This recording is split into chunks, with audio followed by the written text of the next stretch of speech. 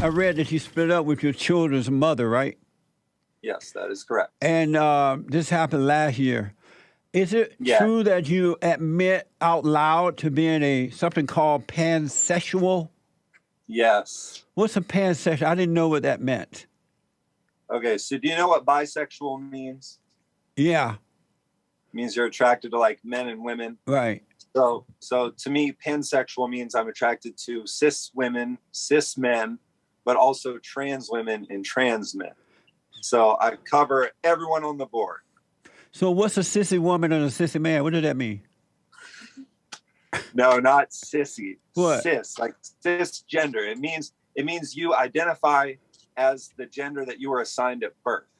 So you and I are cis men, cisgender. When we came out, the doctor said, "You're a man," and now we're all grown. Okay, we're men. So you date? we are cisgender. That's amazing. What a messed up life, huh? So is it true that you would date a transgender? Yes. Have you always been this way?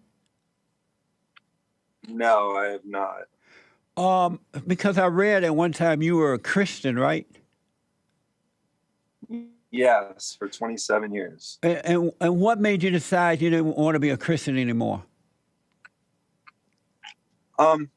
It just occurred to me that hell isn't real. And I was like, well, if there's no hell, then there's really no punishment for not being a Christian. So it allowed me to explore other things. And I just was like, I'm an atheist. That's amazing. Isn't that amazing? Yes, it is. And so so you were only a Christian because you thought there was a hell? I mean, I was raised Christian, so I grew up, believing, but as I got older, I started seeing how problematic Christianity was in the Christian community and American churches. And then I started distancing myself from that. It was a slow and gradual process that I was like starting to get fed up with that way of thinking. But the tip of the iceberg, the straw that broke the camel's back, was realizing that hell, as we like to think of it, or as we're taught about it, is not really what hell would even be if it existed. Who told you that there was? I'm done with it. Who told you that there was no hell? I think the most damning piece of evidence is that Jews 2,000 years ago believed in something called annihilationism. And it was the idea that when you die, if you don't go to heaven, your soul is destroyed and you just no longer exist. And Jesus was a Jew 2,000 years ago. So he himself would have believed that when you die, you no longer exist. And so who convinced you that there was no hell? Myself, and re-looking through scripture, looking at analysis of scripture, the original translations, things like that. Are you 100% sure there's no hell? Yes. And so that's why you became you joined a satanic religion or something? Yeah, I'm a Satanist. I joined the Satanic Temple. Wow. And so you feel better in the temple of Satan rather than the temple of God? Yes, I do. And what do you get from that causes you to feel better? The Satanic Temple is obviously not near as judgmental as Christian churches. But one thing that really made me gravitate towards them was with the abortion ban in Texas last year. The Satanic Temple decided that abortion was going to be a satanic ritual. So if you're a Satanist and you're a member of their temple, you can get a constitutionally protected satanic ritual abortion because it's freedom of religion. So is Satan your God? No, I don't technically believe that Satan exists. Most so why would they don't. call it satanic religion if they don't believe Satan exists? Because they're just atheists that like to piss off Christians. That's really what it usually boils down to. Oh, they get a pleasure from upsetting the Christians? Oh yeah, absolutely. Amazing. So I read that, and if you want to admit to this, you can. I understand it's private stuff. You don't have to. But in your Okay. personal life, you went through a lot. Yeah.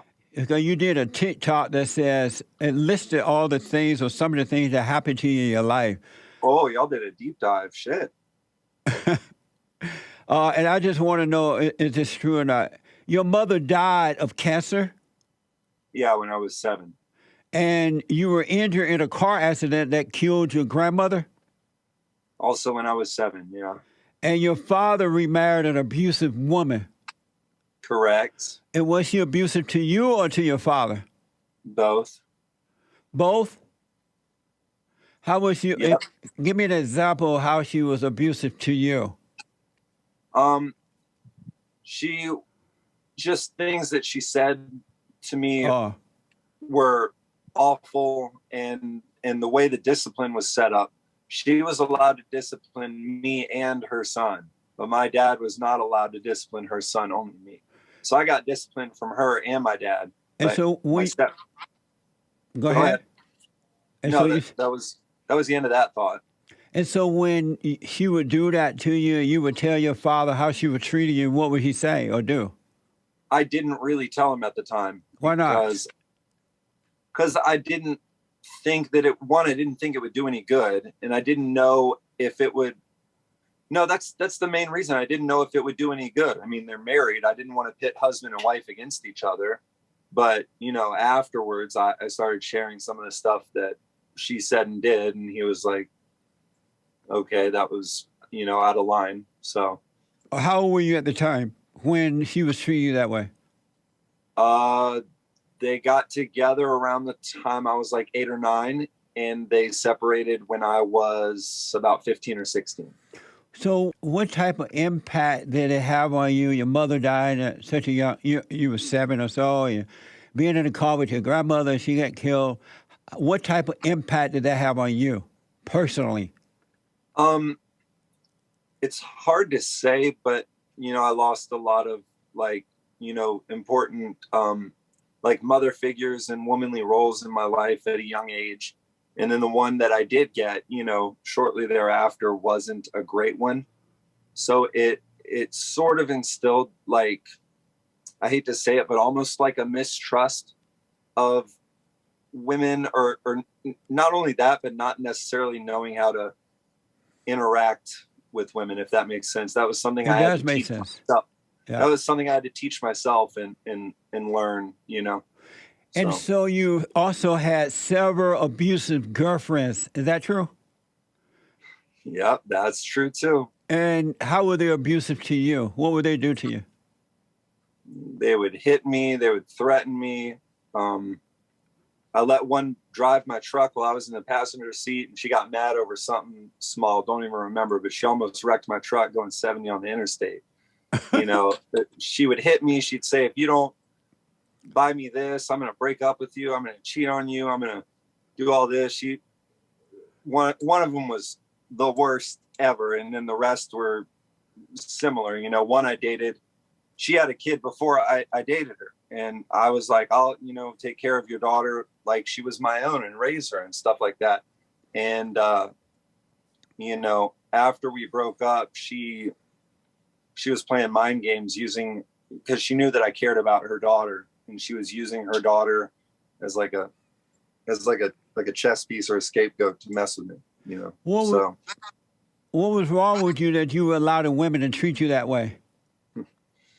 Like I said, it was me not having a good mother figure. A mother would have been like, oh no, she's not the one. You need to leave her. You need to break up with her, whatever. My dad was just like, hey, whatever, it's your life. Do what you want to do, which I don't fault him for. That's not, but I mean, I wasn't raised seeing how a woman was supposed to treat a man, or, seeing a happy relationship and things like that. So I thought that was normal.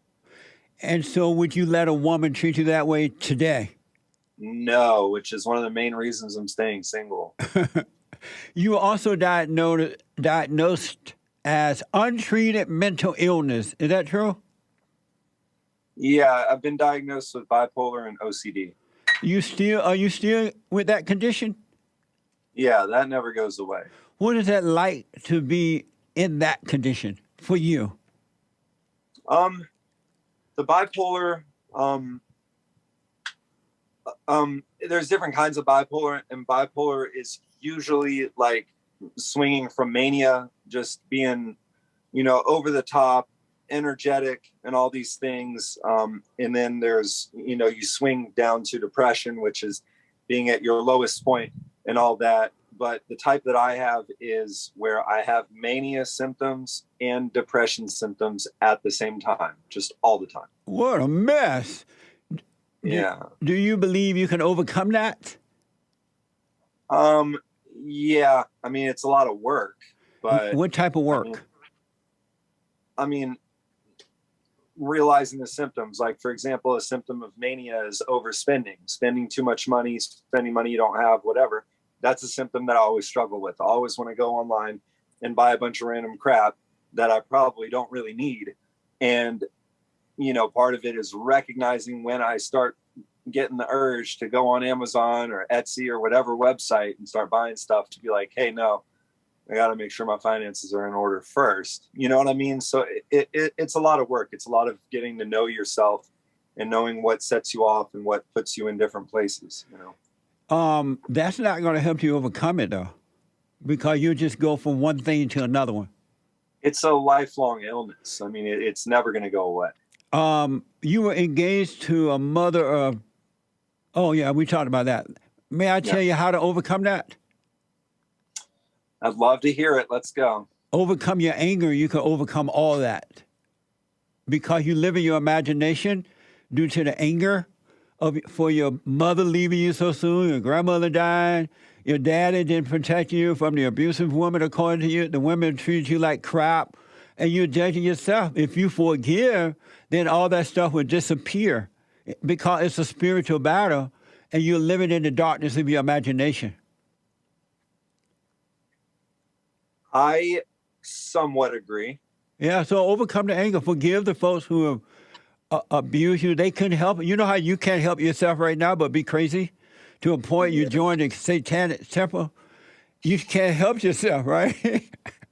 Sure. They had the same issue. The same thing going on inside of you is going on inside them and other people outside of you. So forgive, and then you shall be free. Yeah, that's good advice. Do you take medication for all that mess? Not currently. I was, but it was making me gain a lot of weight. I was always hungry. I was eating like 4 or 5 sandwiches for lunch. It was too much. It's way too much. Well, do the forgive, and you'll be fine. You just have to realize, yes, it was wrong for what happened to you, but you're suffering because you have not forgiven. That's fair. I should work on that. Yeah. You're right. And all thoughts are all lies all the time. There's no such thing as a true thought. So smoke on that. Okay, I'm gonna have to think on that one then.